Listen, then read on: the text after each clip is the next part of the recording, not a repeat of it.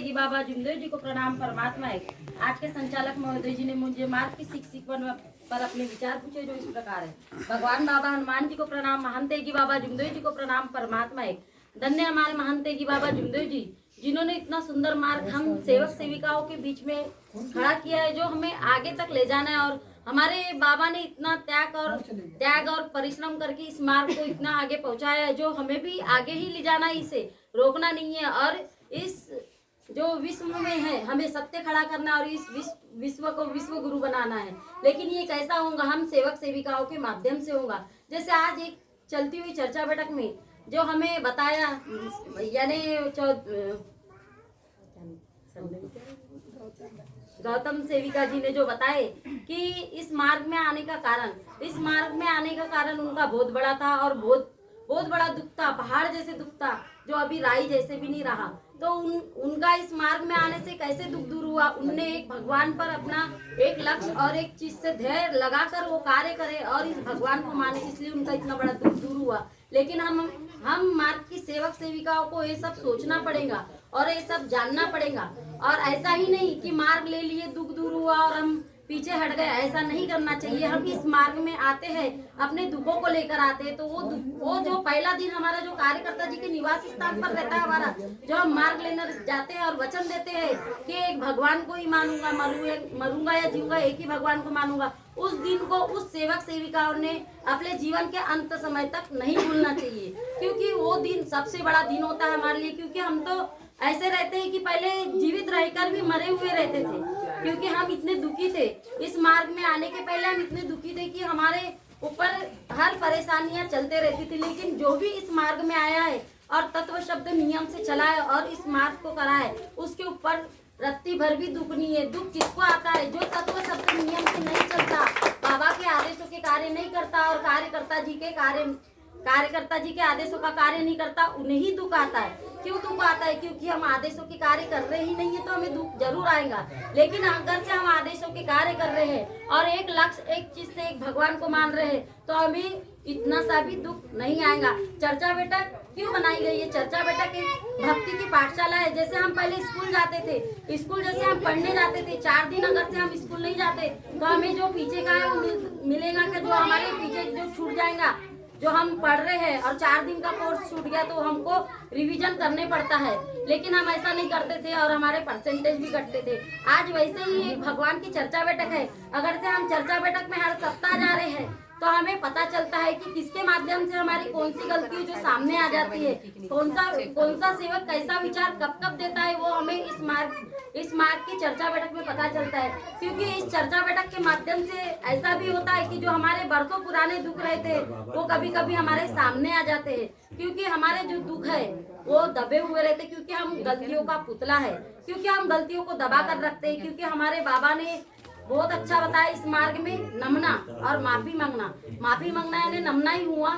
जैसे हम सुबह की विनंती में, शाम की प्रार्थना में माफी मांगते हैं, हमारी बहुत सी चीजें माफ हो जाती। पहले हम अनेक में थे, लेकिन कभी किसी से माफी नहीं मांगते थे, कभी किसी से, छोड़ो हम तो भगवान से भी नहीं मांगते थे। लेकिन जिस समय से, जिस पल से हम इस मार्ग में आए, तो उस समय से, उस पल से हम समय समय पर अपने कार्य भी करते हैं। क्योंकि हम अगर से आदेशों के कार्य कर रहे तो हम पूरी बातें ध्यान में रखेंगे और एक लक्ष्य और एक चीज से करते।